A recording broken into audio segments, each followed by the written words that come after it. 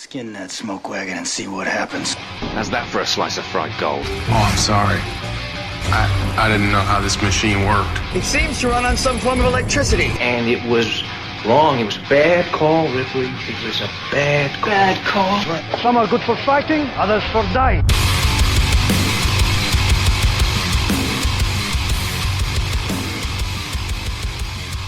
It's just two movies. Welcome back to another episode of this marker thing. I swear to God, the first two work great. Last one does not. Welcome back to another episode of It's Just Two Movies. My name is Daniel King. In the studio with me this afternoon, Afternoon delight. Birdman. Hi. Because everything's a little clearer in the day of light. That's right. Light of day? Rubbing sticks and stones together and making sparks. If it's your first time tuning into the show, what we do is we watch two movies. One of them is objectively good. At least one of us thinks so. And the other one is so bad it's good, hopefully. But also it has something in common with the first one. So Right. just an excuse to have a couple of drinks and watch a shitty, weird old thing. Yeah. This is still frustrating February. This is frustrating February. And I tell you what frustrated me about this week's selection. I was positive, 100% positive, that I owned a copy of Sideshow. Oh, but you don't? I don't. So you had to rent it? I did have to rent it, Yeah. which is weird that it also isn't just streaming somewhere. Like free? Yeah. Yeah, nobody was like, I'll buy the rights to Hitchcock for a while, you know? Well, it's not streaming anywhere. It's so weird. Yeah, that is strange. Yeah, but we did Psycho from 1960. That's right. If you are not familiar with Psycho, it is an R-rated 1960 horror mystery, 1 hour, 49-minute runtime. It's got an 8.5 out of 10 on IMDb, 97% on Rotten Tomatoes. Stars Anthony Perkins, Janet Leigh, Vera Miles, John Gavin, Pat Hitchcock, Martin Balsam, John McIntyre, John Anderson, Simon Oakland, and the Highway Patrolman, Mort Mills. Oh, Yeah. you can't forget him. Yeah, they're just, it's not like anybody's going to really probably recognize many of these names over here. Maybe Janet Leigh, Anthony Perkins, certainly. That's about it for me, if I'm being honest, I think, out of these mugs I'm looking at.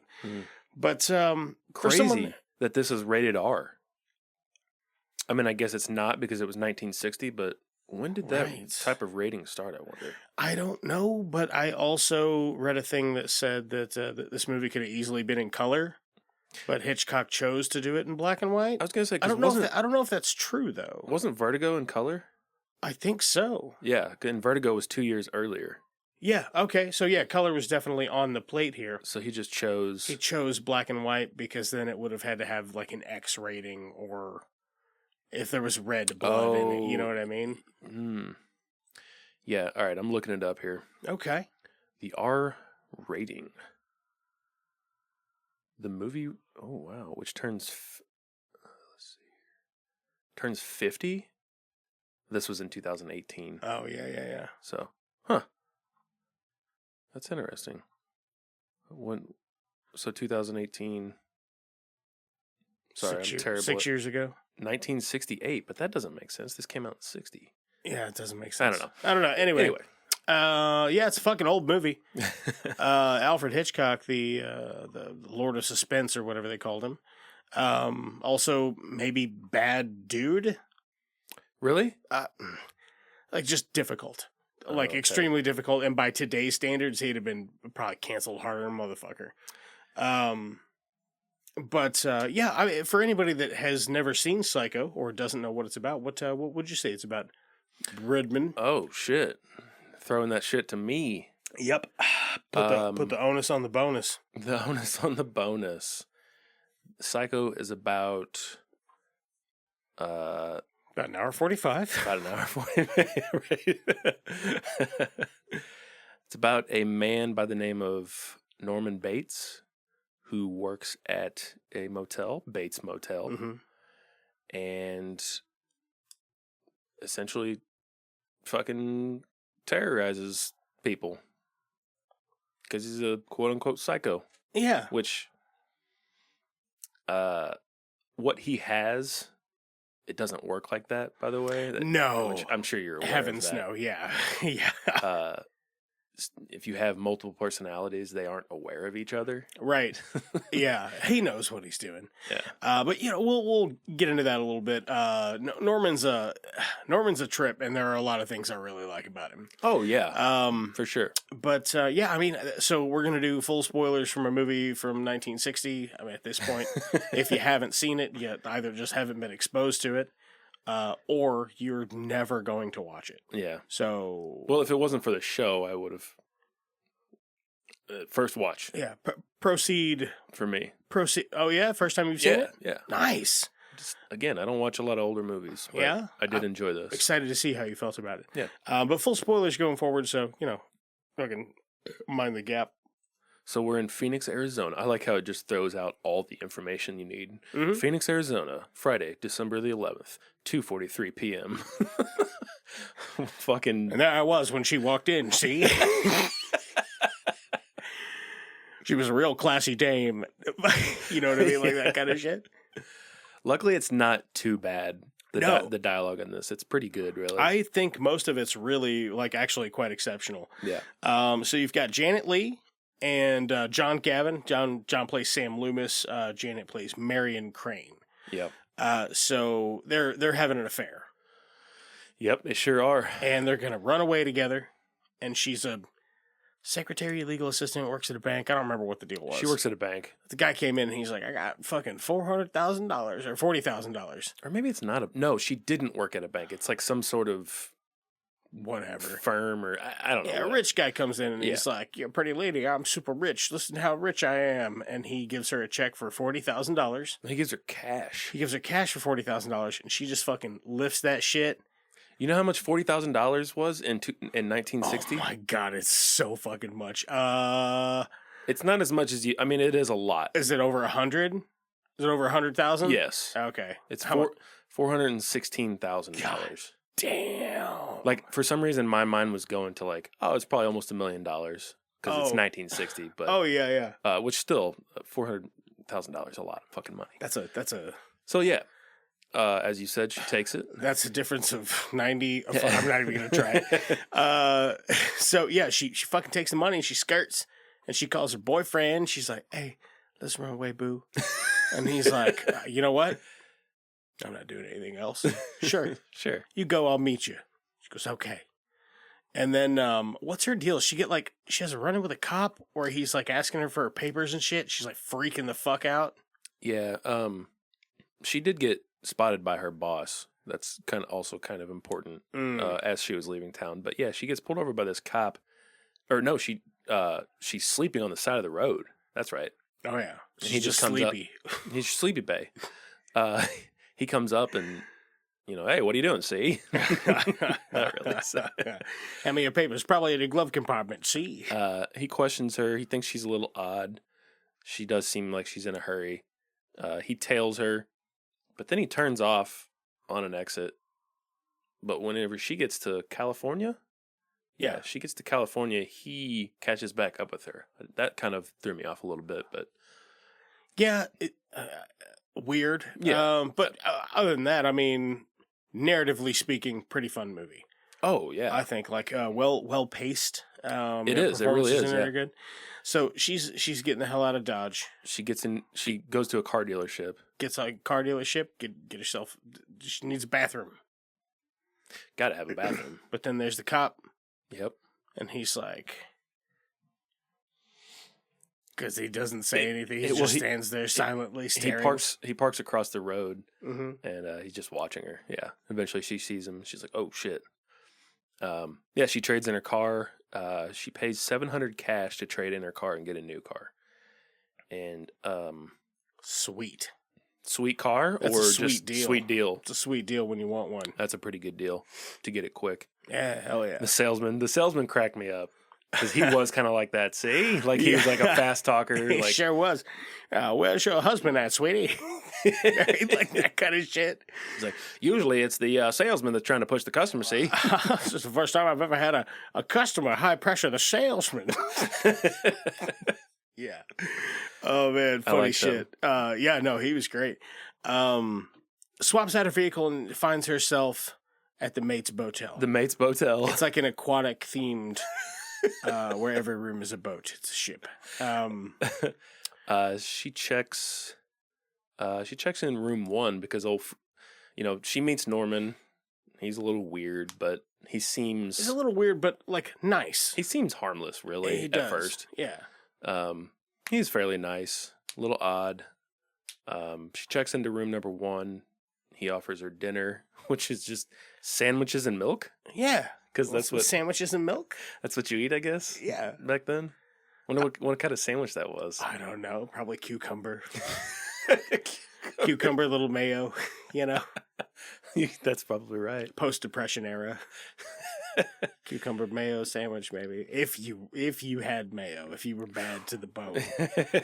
If you wasn't, and you just one of them regular bustas, it's butter. Oh shit! Get a little butter. I put down. Norman offers her dinner, sandwiches and milk. Fucking weirdo. Yeah. Oh, I was just about to have dinner myself.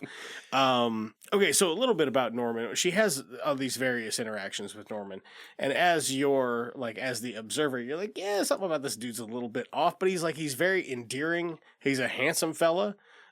He's old enough to not be under his mother's thumb, but he's not old. How old would you say he's portrayed? Ooh, I don't know. That's late 20s. Yeah, I think so. Yeah, I would say late 20s. Fucking amazing performance. Mm-hmm. Yeah, but she decides to join him for sandwiches and milk. Yeah, because it's that or cigarette butts, I guess. I don't know. She doesn't have any food, but she's got fucking. That's true. $40,000. Right. He does immediately spy on her. He's got a peephole into room number 1. Oh, he does. That fucking creep. Fucking creepo. Yeah, he's sitting there pulling his butt. But yeah, they have sandwiches and milk. There's just other customers at the counter. Excuse me. Hello? You can see him from his pants around his ankles. Excuse me, sir. Oh, I'll be with you in just a moment. Eventually, she settles into the room. She hides the money in a newspaper. This part fucking cracked me up. We hear Norman up at the house because it's you got the hotel, motel, whatever, down by the road, the old road. See, yeah, and then there's the house further up on the hill, and right down from where the highway used to be. Yeah, we hear Norman arguing with his mom. And it fucking cracked. She's talking about how she doesn't want these disgusting things in her house. Talking about this girl. Yeah. No girls allowed. Eating. She's eating. You want to feed her? It cracked me up. It's pretty wild. Fucking Miss Norman. Oh yeah. Yeah. Sorry, Miss Bates. Yeah. Shit. All right, so Miss Norman Bates. Yeah. She's old. She's an invalid. She's an invalid, from as what he Norman says. Yeah. So he's like, oh, it's quite like living alone, actually. Yeah. What? By the way, when Norman tells Marion she eats like a bird. Right? Wait, what? How does he know what you eat like? It's fucking weird. He's into taxidermy, by the way. Regular, normal hobby. Yeah, what do you it's like? Cheap, he says. Call of Duty, drinking beer, taxidermy. What's your favorite thing? I do think taxidermy, done well, it's cool. But it is interesting. It kind of freaks me out a little bit, but you ever see the fun ones where it's the frogs that are dueling or little mice dressed up with pirate guns and shit? I haven't seen that. Oh man, that sounds fun. Yeah, it's good stuff. That's silly. A squirrel doing kung fu. It's good. I mean, squirrels probably do. They probably can, yeah. I mean, yeah. And you can just their legs don't bend like that. Well, now they do. Yeah, he tells her that he's into taxidermy, and he also tells her that a boy's best friend is his mother. Yeah, a boy's best friend is his mother. He tells Marion about his past. His father died. His mother raised him. Yeah. Another man came along and convinced mother to build a hotel. And then the guy fucking died. Yeah. I wonder how. And you're thinking, this sounds a little suspicious. It does sound a little Little suspicious. sus? A little suspicious, yeah. So yeah, she's like, "Oh, I'm gonna turn in." He's like, "Oh, I'll bring you breakfast. What time?" And she's like, "Dawn." Like, goddamn, hitting the road early as fuck. Yeah, she's trying to. I think she wants to go back home, right? Yeah, she's trying to get some eggs and exit. Doesn't she say she's like, I need to get back home? Like she Mm-hmm. kind of realized she's fucked up. She's Yeah, like, she has a change of heart. She's gonna turn herself in. She's like, "What am I doing? I'm fucking crazy or whatever." Norman heads back to the house. Marion's taking notes on her spending, like how much she's spent of the 40,000. She flushes the notes down the toilet. By the way, this is the first time on a movie that a toilet has been shown. What? Yeah, on a movie. He's so visceral. A true visionary showing a toilet. That's literally like one of the websites said. Psycho had many elements that changed cinematic history, from the first toilet flush on camera to the first-person shots. Weird. Which, that is huge. The first-person shots. Oh, yeah. Like, that changed the game. I really... The player's the same. But the game has changed. Mac gets cunt. So, yeah. Marion, she's taking a shower, and then we get the famous fucking shower scene, baby. Oh, yeah. So, I don't have the facts on it, but do you know, like, why it's such a good, authentic... It's the initial, like, when the curtains ripped open, that, like a genuine fear. They shot that scene an abhorrent amount of times. Really? Just just until she was on the verge of actually screaming. Yeah. And that's when they got the one they wanted. Damn. But yeah, dude, still to this, like, almost said Anthony Hopkins. Anthony Perkins, or is that his name? Nope. Or Alfred Hitchcock? Alfred Hitchcock. Thank you very much. I was drowning there. Notoriously difficult to work with. That scene though, wow. Like, still, it's not much. Like, it's enough to make you go, oh, it's fuck. Yeah, it's pretty subdued, but then it's like, it does, like, drags out the, like, I feel like you, like, watch the life drain out of her eyes or whatever. And it's not, the visual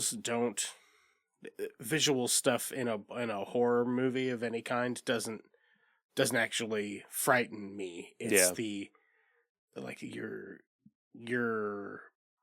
what you're gonna fill the blanks in with, where it doesn't give you stuff. Yeah, like outside of the gore. Is better. Yeah. It's better that way. Yeah, it definitely made me go just like, yeah, wince, like wince a little bit, and like, oh yeah, even though it's not much, but it's just enough to give you that reaction, and I appreciate that from a film that's, from the 60s, from the 60s for sure, the early 60s. From the first 60, actually. Ever. Yeah. So, but the murderer, right? Who's the murderer? It's Mother. Yeah, it's Mother. It's Mother in her wig. Mother. So Norman cleans everything up, and he puts Marion in the trunk of his car. He gathers her belongings, puts them in the car. Sinks that bitch in the bog. Sinks it in the swamp. In that swamp. At first, it doesn't go all the way down, and I was like, "Uh-oh." And then finally, it just kind of settles. He's like, "Ooh." He's like, "Ah." Oh, thank God. Oh, God. He was drinking a beer in that scene. That's what happened. So it's just a really good impression is all. So, yeah, he goes back to the house, and then who comes poking around? The fucking investigator. The investigator, played by none other than Martin Balsam. Balsam.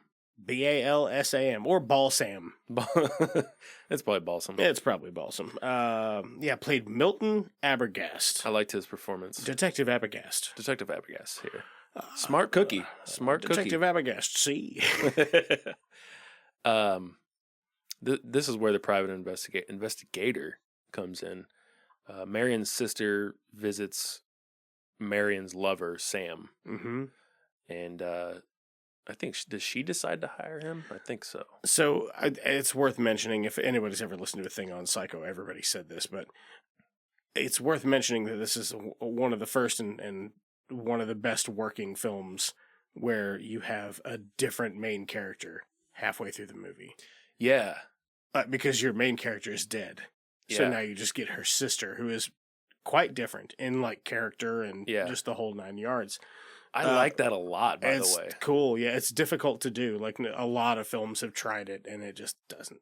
It's hard. It's not an easy feat. Very, very well done, for sure. I'd like to find more films that do that. Yeah, see some more examples. Yeah. I can't think of anything off the top of my head. I'm sure we could do a little goog. Yeah, I do. I'm a pretty good Googler. But Marion's lover, Sam, he learns that she took $40K on Friday and hasn't been seen since. So yeah, the Gator, old Gator boy. Oh yeah. He arrives at Bates Motel and he questions Norman. And then Norman's like, "See you later, boy. See you. I've had too many of these questions, you Gator." You Gator boy.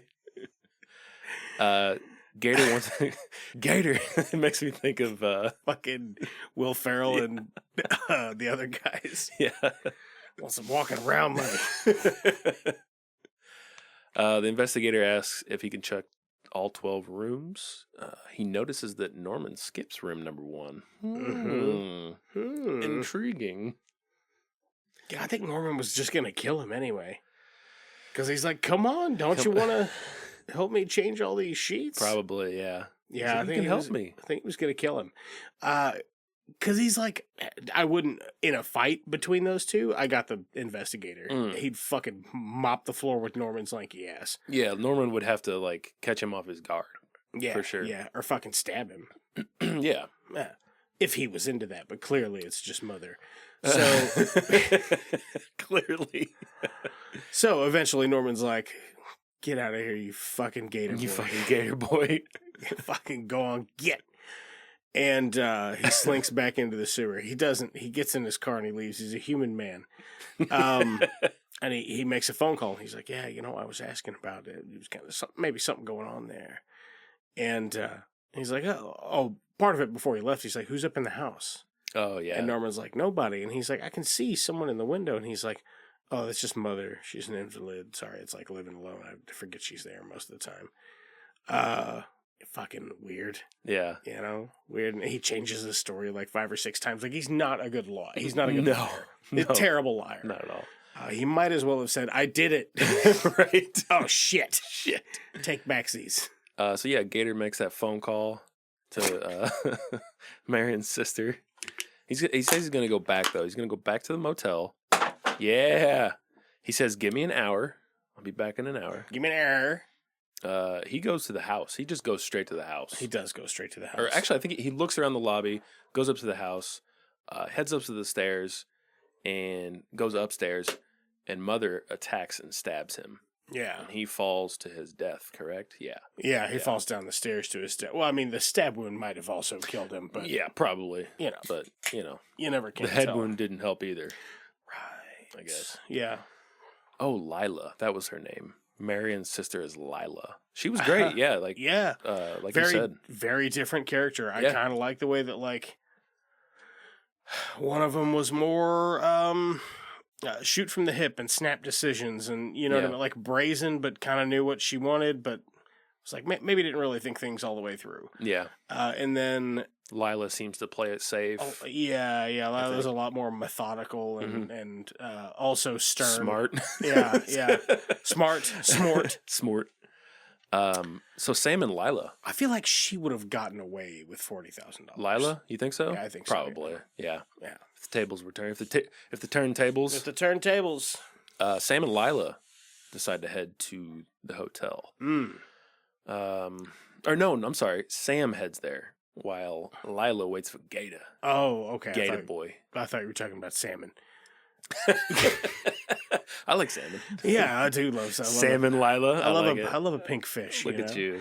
You're a silly boy. Yeah, so they're like, while they're splitting up or whatever.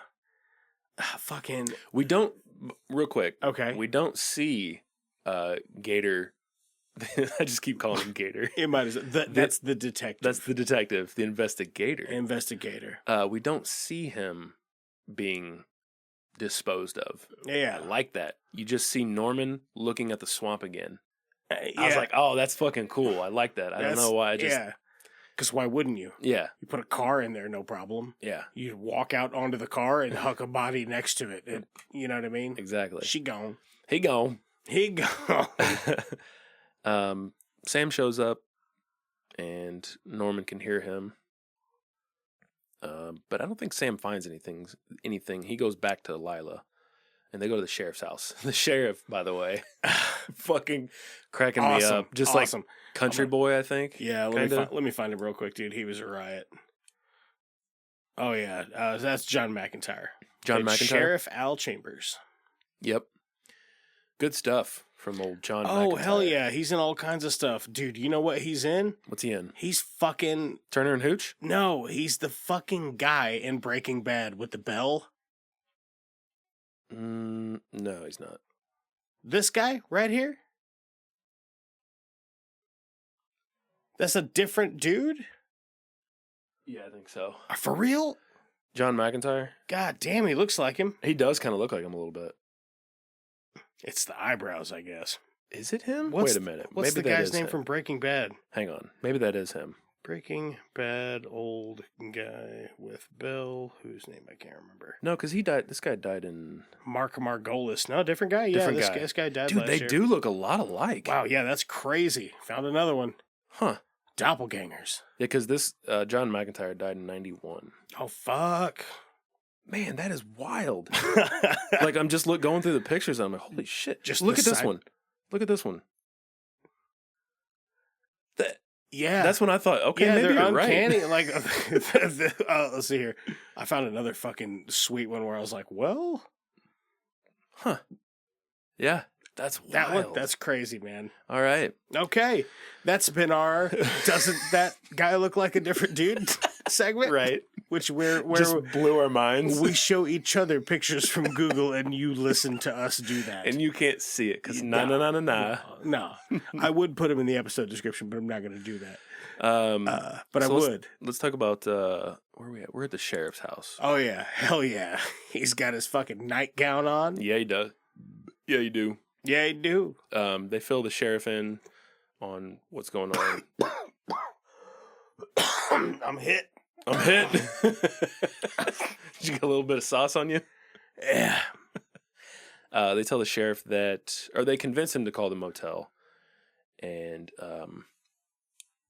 sheriff tells Lila that 10 years ago, Mama Bates killed a man for the man not telling her that he was married and then killed herself. Oh. That's what the sheriff says. And Norman found them dead in the bed. Are we buying that? At this point, I don't think that might be from the cops, you know? I mean, wouldn't the police show up to a thing like that? Right. Yeah. That's just what they know. Right. And he is the sheriff, so. Yeah. I guess at this point, because I've never seen the film, I didn't question it too much.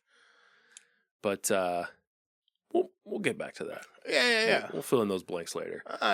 Sam says he definitely saw an old woman, though, in the house. Yeah.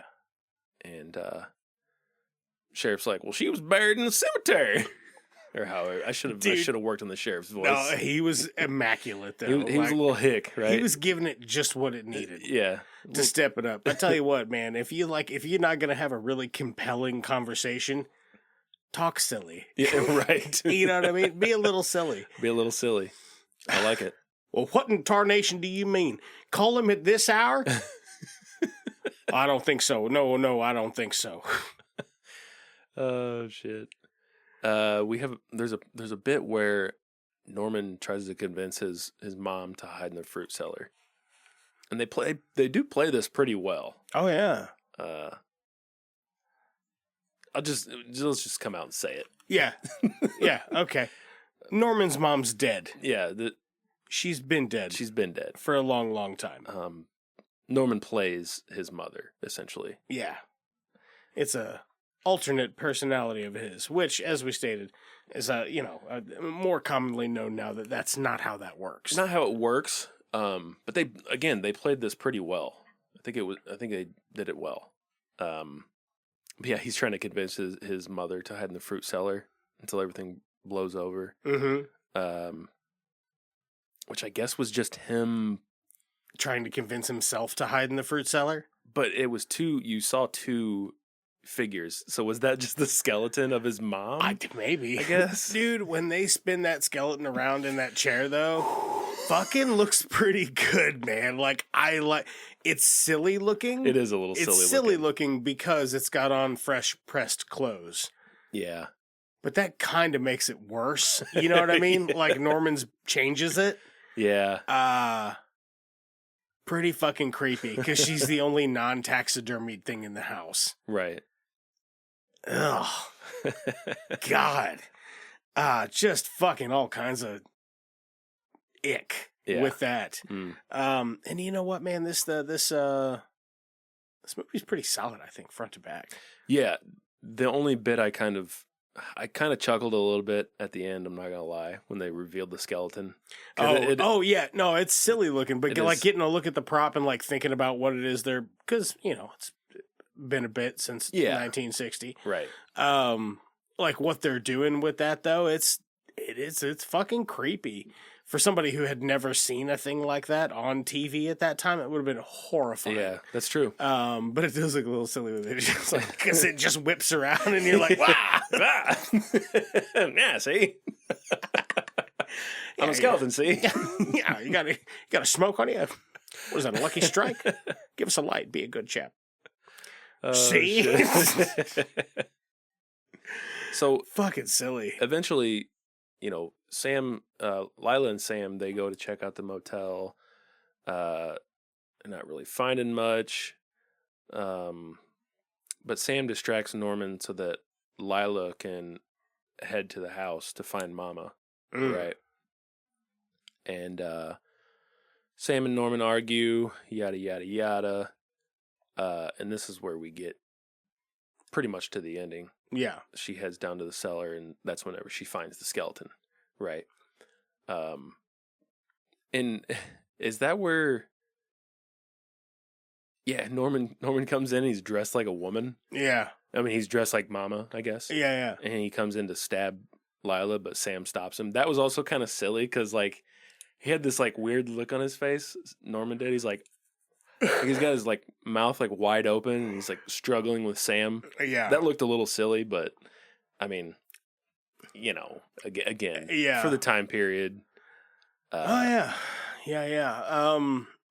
I could see why a lot of people found this extremely controversial and why it has been influential, because there's a lot of really stunning cinematography in it, too. I really like the bit when, Norman is looking through the peephole, he's moved the picture and that cut that recess in the drywall. Mm-hmm. Creepy shot, looked good. Yeah, no, I agree that a lot of the cinematography great, for the time. Yeah. Let's see. One of the reasons Sir Alfred Hitchcock shot the movie in black and white was he thought it would be too gory for color, like you said before. Yep. But the main reason he wanted to make the movie as inexpensively as possible. Makes sense. Yeah. I think he funded up more of it himself and declined to get paid for it on a gamble that he would make more money on the residuals. Yeah. Which, that makes sense. Which he did. Yeah. Listen to this. I don't know. I assume this is true. On set, Alfred Hitchcock would always refer to Anthony Perkins as Master Bates.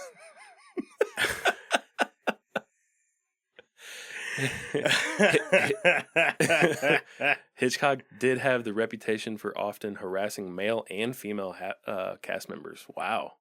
So I guess that's what you were going to. What would you say? Hitchcock had a reputation for harassing male and female cast members. Yeah. So I guess he was just kind of a dick. Wanted people to operate under immense stress. That's crazy. Mm-hmm. Huh. So, what did you think about the ending with the psychiatrist? explaining everything. I hate that. But in the era, It had to be explained. I think a majority of your audience would not have picked up on what was going on there. Yeah. I think they would have been confused without that. So you had to have someone kind of... Maybe not, though. I don't know. We have a tendency as human beings to think that people before our time were not as smart as we are, but they were, for sure. So I guess the further back you go, the less people are properly educated or could read and write. Like, illiteracy is still a legitimate problem. Yeah. Yeah, I don't know. I don't love it, though, because I get it. Yeah.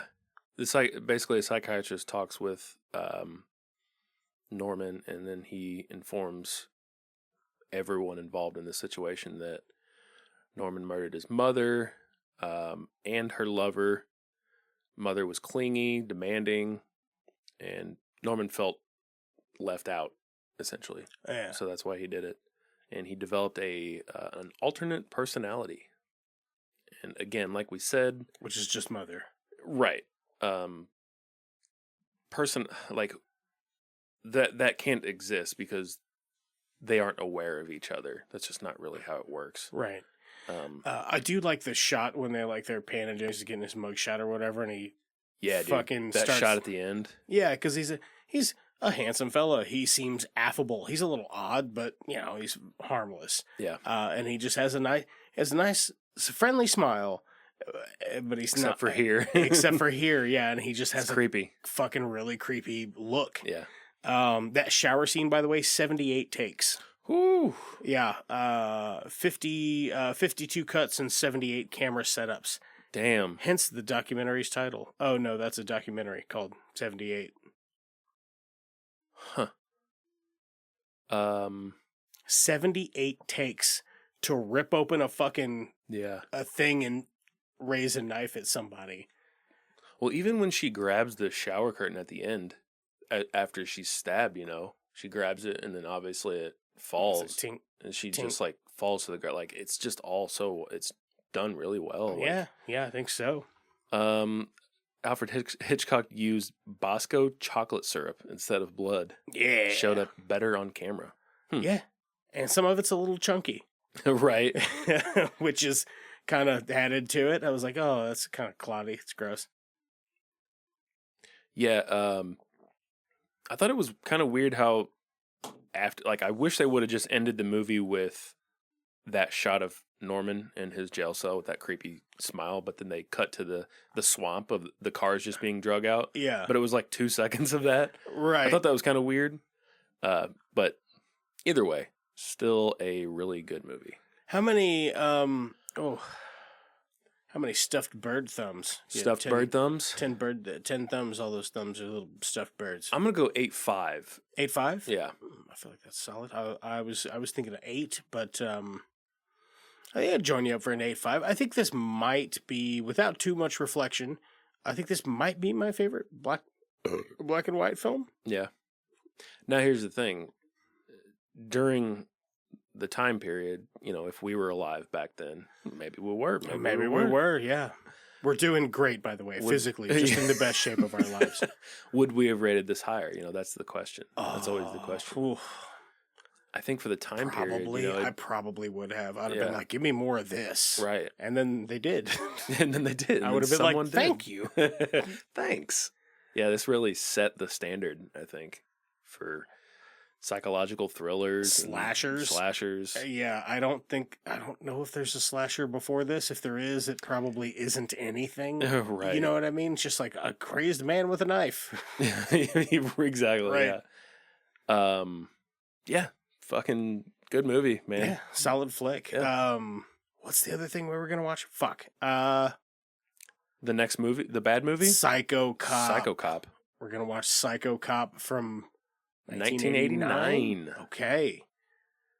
Yeah. Nice.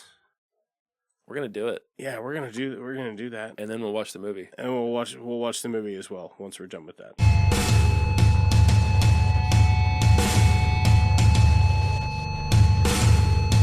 We're gonna get up in it, boy.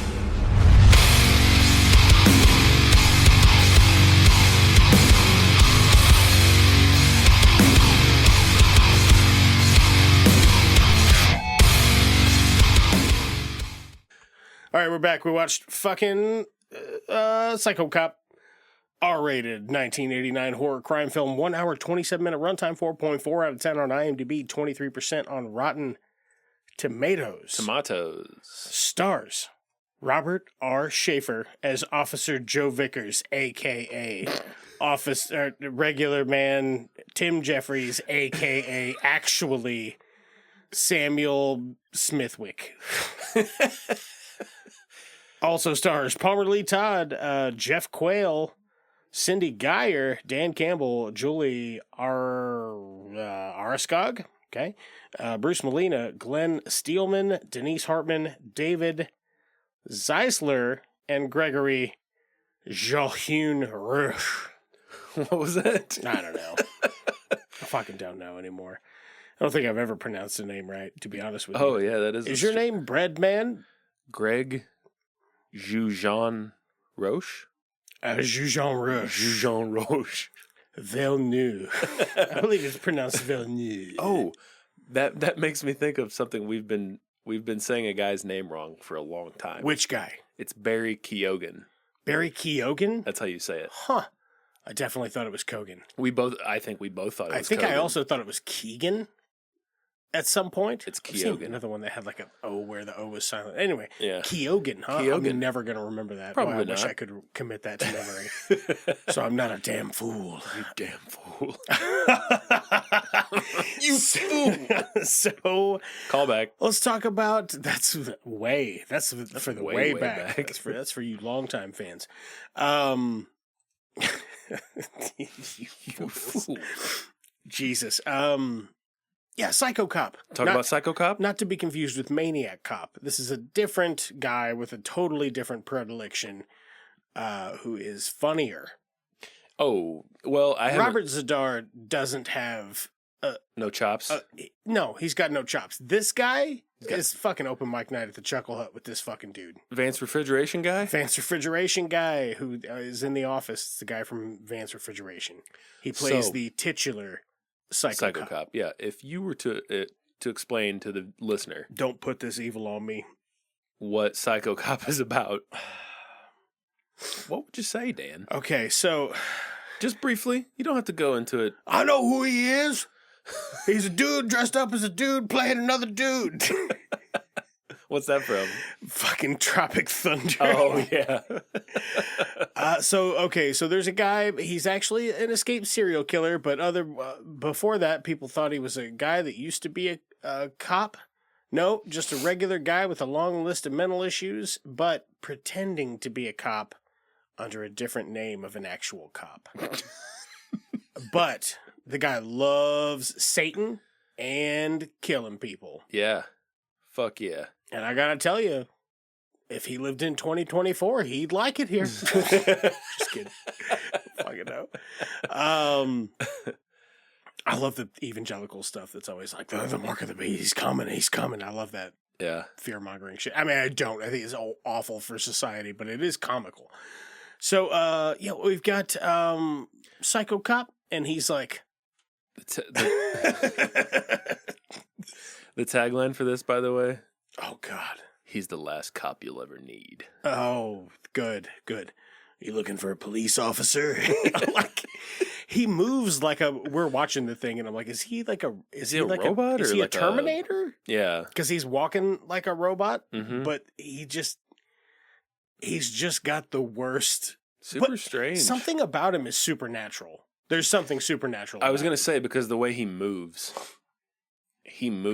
as if he can fucking... He can just move like 120 yards at the snap of his fingers. Yeah, exactly. Yeah. He's way behind you. You've left him in the dust, and then boom, he's on the hood of the car. Yeah, but they never show how he gets He there. didn't slow down. He didn't jump on the car. If he did jump on the car, almost equally as impressive. Oh, he did jump on a car. Oh, he Remember? did. There's a part where he jumps on the car and he's on the hood or like the roof of the car, and he takes the steering wheel. He's like, "You're turning, You're turning," or whatever he's saying. I like it when they're like, God, they're running out in the woods, and whoever fucking hashed out the closed captioning for this one, you have my full dude. appreciation, good sir or madame. Because they're like, Eric. And what's it? It's saying like, one was like Hank. It was like 5 different names, but we were just talking about how like, you know what? These people have all been saying each other's names for the last 40 minutes, and I don't know what one of their names is. Couldn't tell you. Not a one. I think, but I did want like 5 of them to die immediately. Immediately, I was like, "Well, I hate this fucking dude." Yeah. I think so. Essentially, you've got 6 college students. They're on their way to a weekend vacation, and they're fucking basically stalked by a psycho cop. Who's not really a cop. Who's not really a cop. That's another one right there. Impersonating a police officer. Exactly. That's federal time. I think, and I mentioned this and to also you, the murders. I think there should have been one more couple to kind of even out the killings. The killings.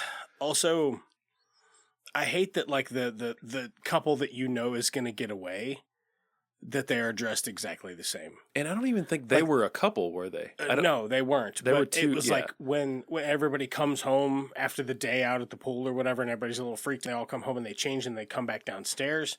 Yeah. Those 2, like one guy's shirt has stripes, but when they're not standing directly in good lighting, they just are both it just wearing looks a white shirt. Yeah, like a collared Belt. shirt. Yeah, collared shirt, belt with the clasp. Blue jeans. Exact same belt, same fucking blue jeans, probably. And then, I don't know, whatever footwear. Yeah, oh. Probably some Brooks. What was this? 89? Come on. Yeah, it ain't no. It's probably like Reebok, right? Yeah, probably some box. Some box. Bach. Yeah. Woo.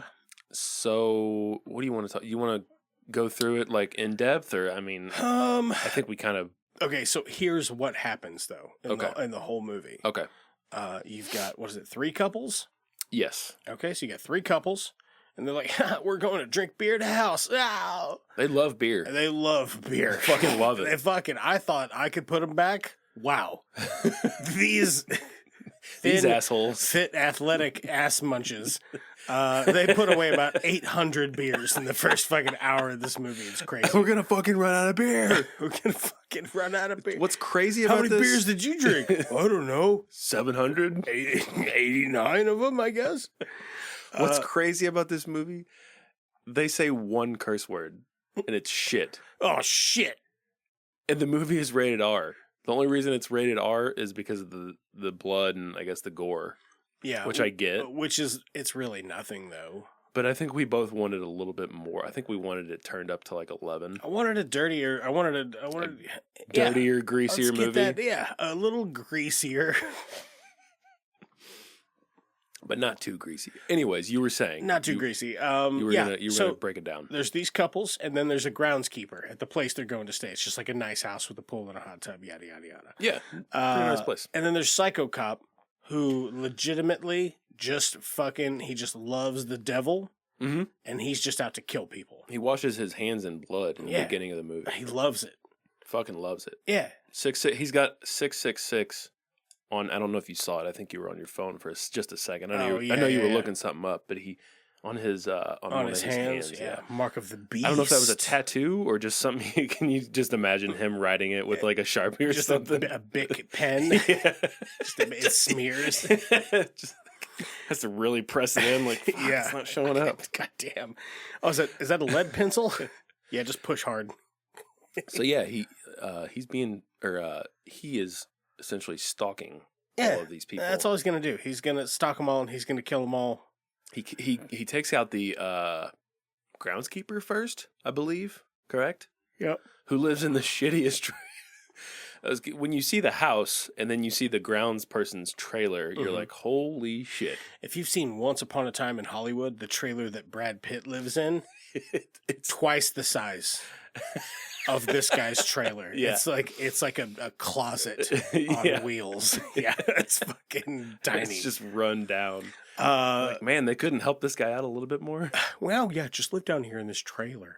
It's like Owen Wilson to play that guy. Oh yeah, I was just gonna go down here and smoke a little grass. You guys like to party? Owen Wilson from what was it, Masterminds? Oh yeah. Oh yeah. Just the white trash. Fucking David Gant. Call me Geppetto. We did Masterminds, didn't we? Oh yeah. I think you mean Stromboli. Stromboli. Geppetto was just a wood carver.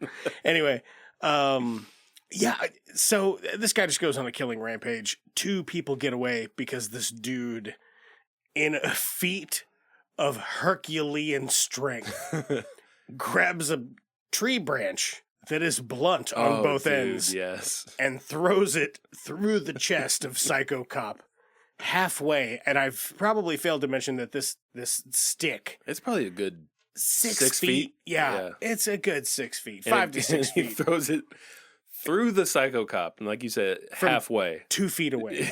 It's insane. This was amazing. And Psycho Cop, surprisingly, It puts him down, not dead though. but he's not out. He's not out. That's right. That's why He's got unpaid parking tickets. he says, "Okay, I want to talk about that." He says shit like that. He does say throughout shit like the that. It's whole fucking movie, awesome. and it is awesome. Are you in need of a police officer? Hey, everything's under control. Just come with me and I'll take care of you. Resisting arrest. In for Bren. Yeah. Right. Just that. That smells like a good time. It seems like it's like a dubbed version. I don't know if it is. Probably the original version is dubbed like that. There was a lot of it where, just because I kind of fiddle with some audio stuff, I'm interested in it, and I always try to see if I can just tell if it's done in post. And I would say a lot of this felt like it was painfully done in post. 100% everything that's outdoors. Yeah, I think, yeah. Those bits where they're in the window and the camera's outside of the house, 100% that's dubbed. The frustrating part about this particular film though is just when they're like, okay, let's meet the couples. I don't want to. They're horrible. Yeah, they're awful. Bad. I don't like them. Yeah. They're bad people. They're like, you guys fucking suck. Like, oh, yeah, you want to go to this sweet place and go swim? No, not with you fucking nerds. You guys are just going to drink all the fucking beer and complain the whole goddamn time. Maybe not bad people, just annoying. No, they're bad people. They're bad people. They do bad things. Yeah. That's why Psycho Cops, that's why he's out to get them, right? He's actually there to cleanse us, yeah. He knows what they've done in the past. He does, yeah. Fear not, dear listener. There is a Psycho Cop Returns, and we will cover it. Oh. I don't know when. As soon as they do The Departed 2. We'll do Psycho Quap. Psycho Quap. Psycho Quap Revenge. Returns. Psycho Quap Returns. Coffee. Give me a fucking coffee. Coffee. Yeah, this was a pretty good time. I had a lot of fun with this. Okay, so our working hypothesis, where you take the IMDb score of a film, drop the decimal, and then subtract the Google user review. Mm-hmm. That number, if it is a positive, like in the 30s, normally in the upwards of the 30s, is pretty fucking means it's pretty much so bad it's good. So where did we come down on this one? This was a 43. Oh, that's high. It's high. That's a high Super point high. swing. And I gotta tell you, checking all those boxes for me. Oh, I love this. It's not perfect. Like it got a little drawn. It was a little drawn out. Like somebody's gonna have to die soon, and I was like, I'm right there with you, man. Because I fucking, if I could leap in the screen and strangle at least 2 of these people, I would. It's just like nothing happened there for a while, and you're like, okay. Oh, but we're out of beer. But you drank the beer. I'm drinking beer right now. What are you talking about? Oh, what are you, stupid? Oh my god, what are you guys doing? It's just that for 20 fucking minutes. Yeah, and it's a bit much for me. Yeah. Because I don't like them. No, they're just not good characters. I guess if anybody edited this out, there's an easy 10 minutes you could take out of it. It's I'd just say 15 to 20. some of that characters you don't even need to know who they are. Just total strangers. Just random people. You never know their names anyway. Yeah, exactly. Especially if you're watching it with Who was closed that? captioning. Was that Eric? Who the fuck is Hank?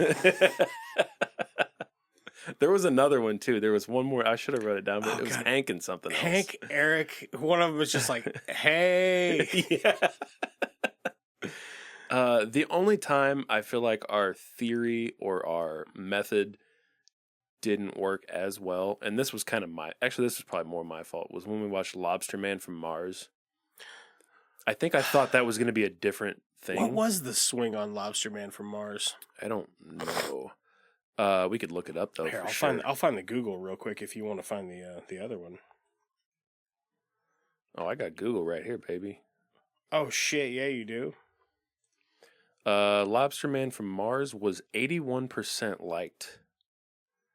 By Google users. Google users, yeah. And then what you got on IMDb? 54. So it had a 27. Okay, that's not. What I'm saying is like normally once you like get into the 30s, yeah, that's true. That's where the fucking magic happens, and then from there, the higher the number is, the better the garbage. Yeah, I guess that's how raccoons rate food. You know what I mean? The way that we rate that's films. how they do it. Yeah, I guess so. Yeah, you get the good garbage. It's in the middle of the trash can. You know. All right, so if you're listening to this and you own Psycho Cop Returns, can we borrow it? Because I don't want to pay $60. You're gonna have to buy that steel box set. Maybe I'll spring for it. I'll let you borrow it on the weekends. It can have 2 Christmases. Just share it. That's awesome. What would you do differently about this? Me, I don't think anything really. Like, was it good? No, but it kind of was just what I wanted it to be. It's just, for no reason, a crazy man dressed up as a cop. He's a big bastard. He's a big dude. He's a big-ass dude, and he just goes out and ritually kills a bunch of people. I just wish the college students weren't so annoying. God yeah, damn, I would they were change that. annoying. Get just a little humility. Even just a bit. Just everything about the dialogue. The guy, the character that just complains and whines the entire time, get him out of there. Yeah. No cool group of friends would hang out with that dude. They're supposed to be having fun at a weekend getaway. You know what I mean? They're at a fucking pool. Like, yeah. Just the amount of complaining that they all do. I'm like, God damn. Oh man, the girl that fucking won't stop brushing her hair. Oh, just what's up with that? That brush has got more screen time than people in this movie. I'm not joking. I'm not joking at all. It's 20 minutes of that lady brushing her hair. She literally brushes her hair throughout the entire film. Every scene she's in, she's brushing that hair. And I'll be honest with you, looking a little frizzy. I don't know if it's the humidity. If she's not brushing her hair, she's looking for the brush. Yeah. Because she's misplaced it. Yeah. Yep. And then nobody silly. threw it in the pool or hucked it in the yard or whatever. They knew it was special. Yeah. Like, yeah. Oh, yeah. I just snagged it as a bit of fun. Here it is. Here's your brush back. My safety brush. Yeah, I mean, I jest. I'm sure that's a real thing for some people, but it's fucking weird in the movie, though. Hey. Yeah. Right. To focus on it that much. What could we rate this with if we had 10 thumbs? Jesus. Every thumb was an axe or maybe a beer, just a beer can. Yeah. If you had probably be a beer, honestly. Like 10 thumbs and each thumb was 80 beer cans. I can't even think of another movie where this would apply. So yes, let's do beer can thumbs. I really can't, not this directly anyway, but how many times they utter the word beer in this movie? God. More than they do in the film titled Beer Fest. Yeah. Especially in the first half of the movie, I would say. The first half, holy shit, that's all they talk about is beer. And I like beer. And they're just drinking and driving. Seem like a nice bunch of folks. Yeah, so if you had 10 thumbs and each thumb was how many beer cans, realistically? 10. 10 on 10? Yeah, 10 on 10. I like it. So you got 100 beer can thumbs. I like it. But divide that by 10 for the sake of our system. Are they full beers or are they they're empty? Crushed, baby. They're crushed. The joints are how you bend your thumb fingers. Oh, shit. Yeah. Okay. Yeah. Damn. You see what I'm talking about? You smell what I'm stepping in. What are you thinking, Dan? Man, I'm thinking 7? I'm thinking 9. 9? I would watch. Damn. I'd watch this again. Here's the thing: is I'd like I don't know, go outside, take a piss, and have a cigarette during some of the character building. Yeah, because it sucks, and they suck. That's like why they do take time to build the characters, but they suck. Do they though? Like, do they take time to A build bit. them? I mean, as much as a lot of stuff like this did. We forgot to mention the jump scares that they do Oh, 100 times. You know, the classic jump scare. It's always the fake one, like Tom, and then he pops out around the corner and just grabs you by the shoulder. I'm right here. Hey, I'm right here. Oh, hey, I couldn't find anything on my end of the house. Fuck. They do that 20 times probably. Oh yeah, it happens a lot. I don't think I can go above an 8. Well, I did like this. quite Don't get me all right. wrong. Yeah, this is it really makes me want to watch the second one that has a slightly higher it's just 2 movies estimate swing. I guess won, you would call but it looks pretty fucking silly. it looks fucking super silly. I can't wait to get our hands on it. I could see I could see why this is like a cult film. You know what I mean? Like why people are like, "Oh, it's a gem." Yeah. I get it cuz just all the silly shit he says. I think I'd go 7.5 just because of the college kids. They annoy me so much. Their dialogue's terrible. It's not. I'm gonna dock another half a point for that too because I was getting a little antsy in my pantsy. Yeah. I think we needed more Psycho Cop. I'm gonna go 8. You're doing 7.5. I'm going 8.5. I 100% agree. Even if it's like him just like breathing heavily in the woods, Just walking around the woods, like being let him. Maybe he just mutters stupid shit like that to himself all the time. Not the size of the dog in the fight. What if it's just him driving the car like right along the house, like, right in front of it, just right, and then just drives circling off. it like a shark. Yeah, whatever, man. It's That'd be fucking fun. silly. I did like it though. You know what else I like is the next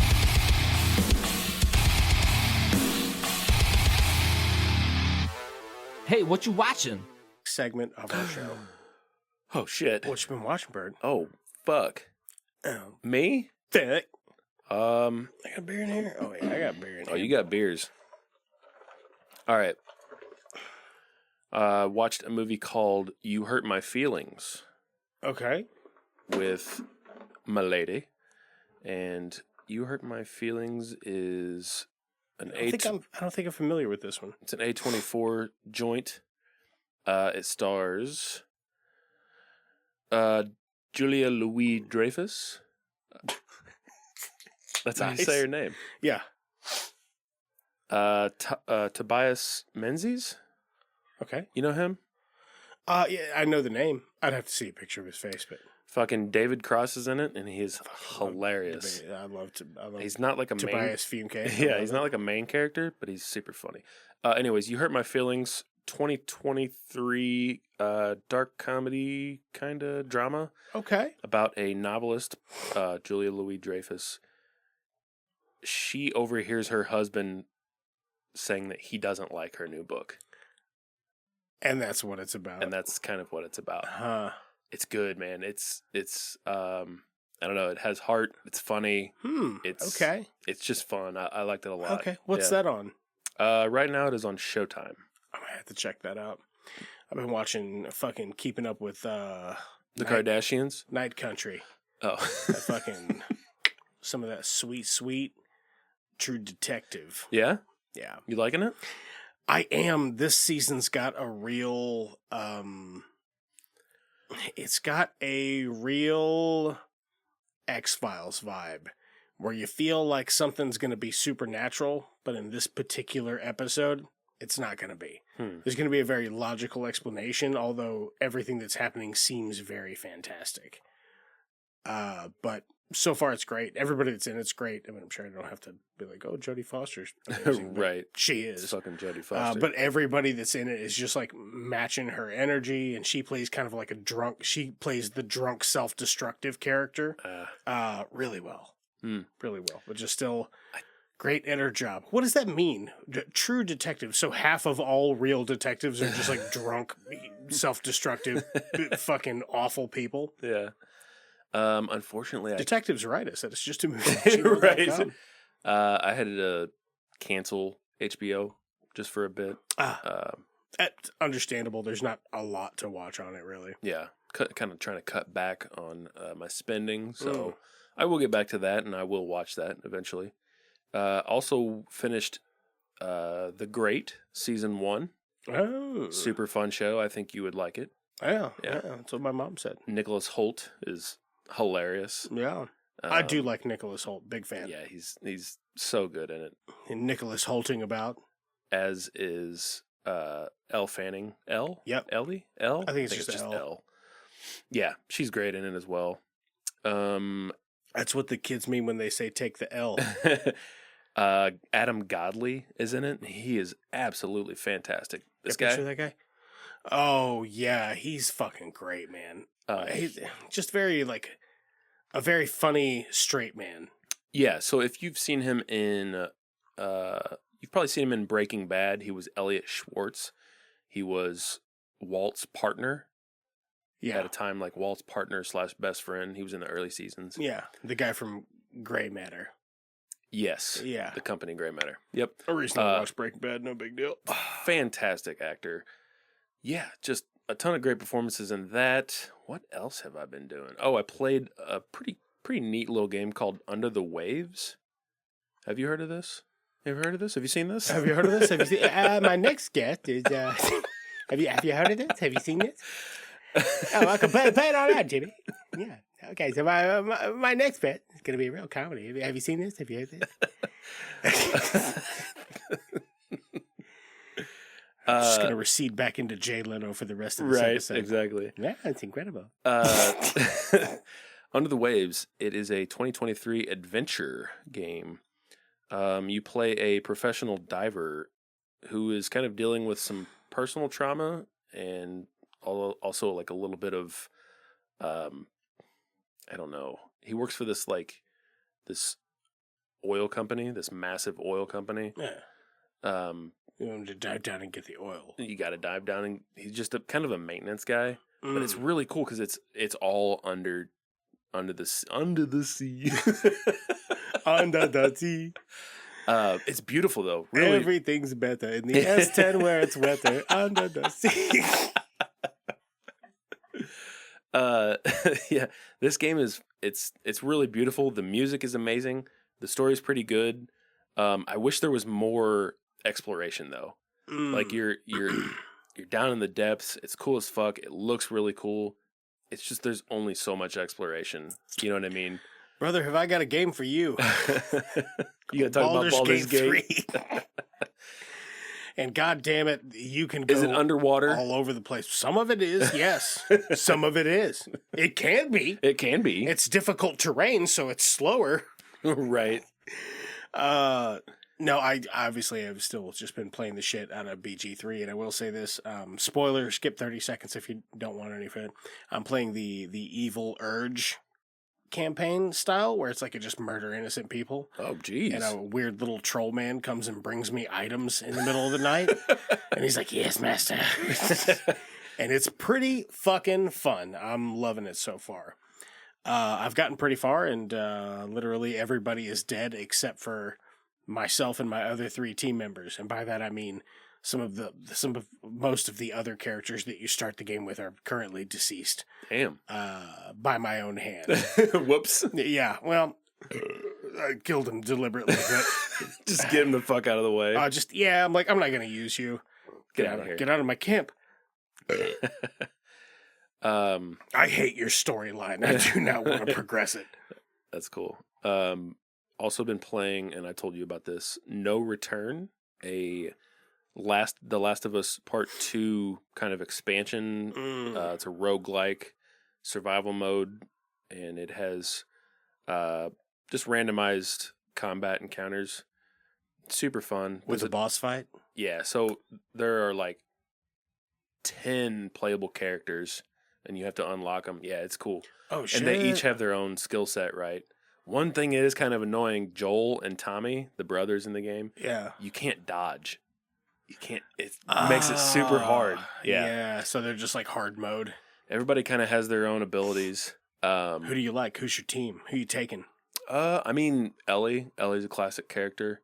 There's one character that always has a companion through every. So there, I think it's. I want to say 6 or 7 encounters that you have to make it through, and then you get to the boss fight. So it takes you a good hour to do a full run. It's really cool. Oh, that is cool. Yeah. And you can choose any difficulty from like very light to grounded. Grounded is the hardest. Yeah. Super fun. How are the encounters? Do you ever get in the first one and you're like, fucking goddamn it? Yeah. So there are different types of encounters. There's one where you start out and your enemies are guarding a safe, and you have to get to that safe. It's really cool. They had a trophy where you have to get to the safe without killing anyone, and I just recently did it. That was hard as fuck. You have to just be super sneaky. There are hunted encounters, so immediately they start coming towards you. There are I can't remember the name of the specific, like my favorite, but it's just defeat a wave of enemies. They don't actively know where you are, so they're just kind of hunting. I think it is called hunted. Yeah. Okay, so you're like kind of stalking them and shit. Yeah. So there are like 4 or 5 different encounters. Makes it really cool. There are mods, so you like one level. So you can be Ronald McDonald or whatever.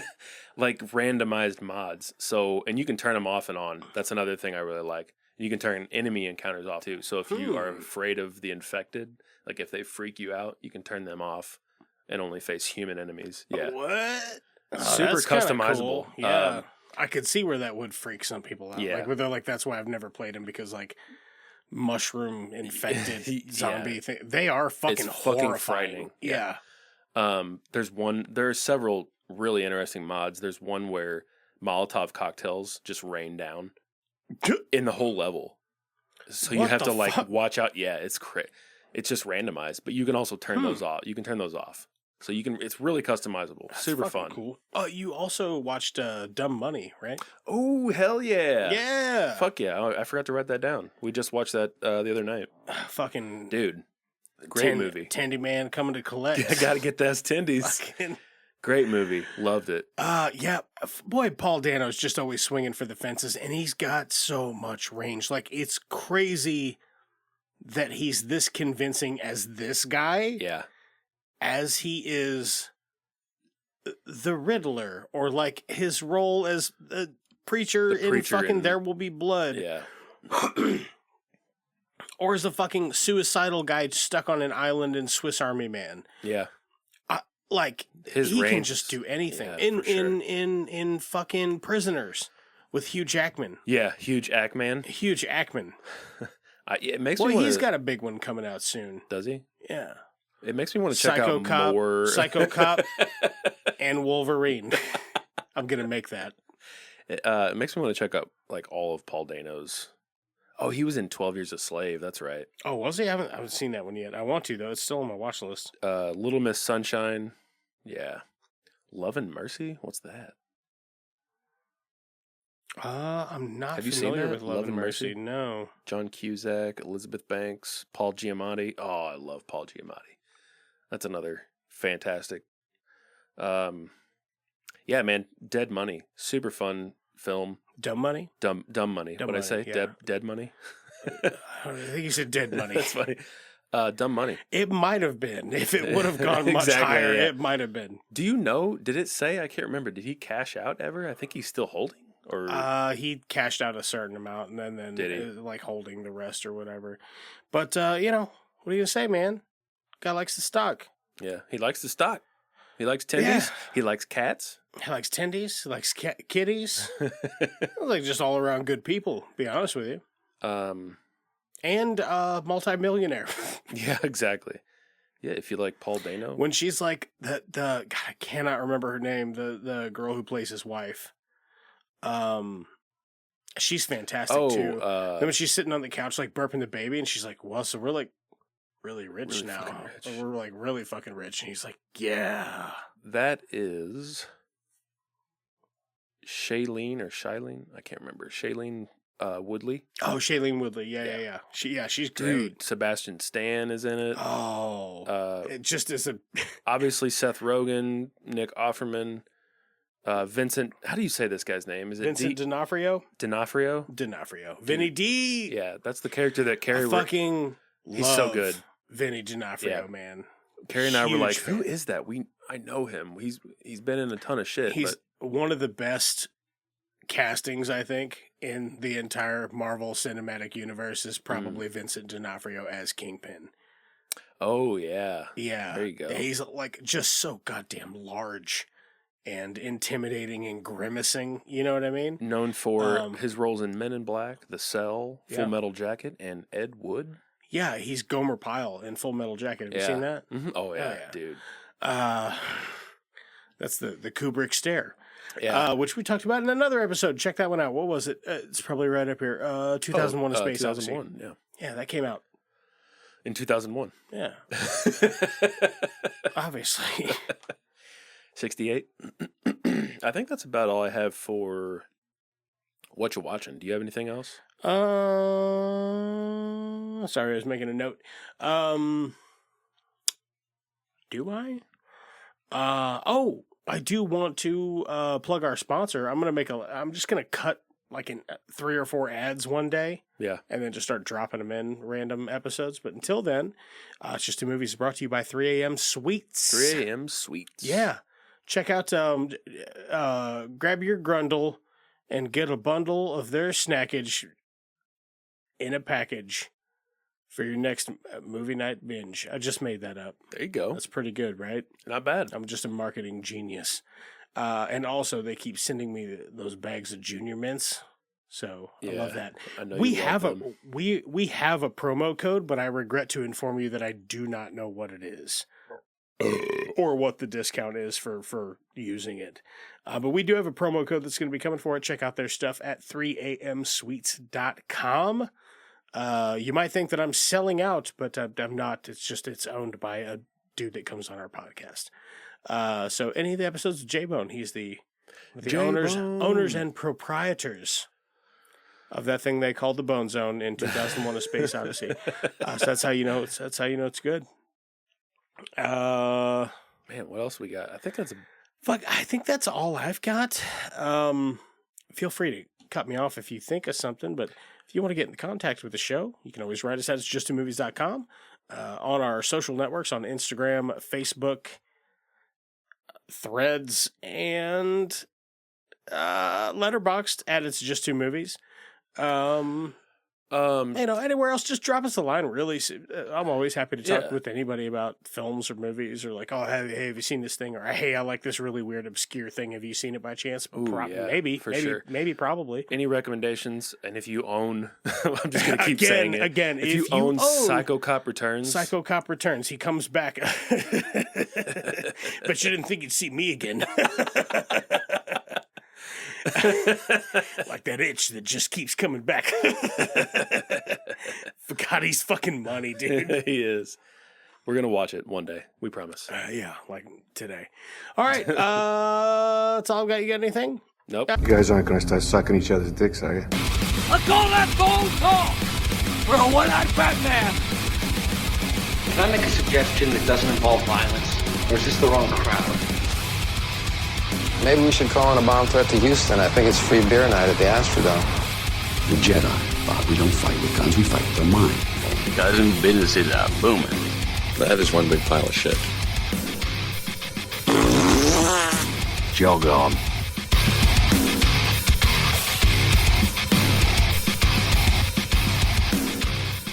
It's Just Two Movies is a production of Blue Cheese and Bacon Studios and can be found wherever you get your podcasts. All right, special thanks for the people who helped make this show. That is going to be Russ, Tafari, God-Sized and Growing, and SUNDS for our music, Lamplighter Productions for our artwork. Oh, yeah, I definitely want to throw out a thanks to Dave, who takes care of our YouTube platform, and Justin, who has started doing our TikTok. You can find us on TikTok at Just Two Movies Pod. Yeah, so hit us up on socials and tell your friends and leave us a like if you could. That's the show. Damn, just like stealing little... Just learned how to con them. You know what I mean? Stole a whole truck one time. and got pulled over. And he was like, "Oh no, I'm pulling around the back. They forgot half the order. We got to fulfill the rest of it." And he just started showing the cop a bunch of paperwork, and he's like, all right, just get out of here.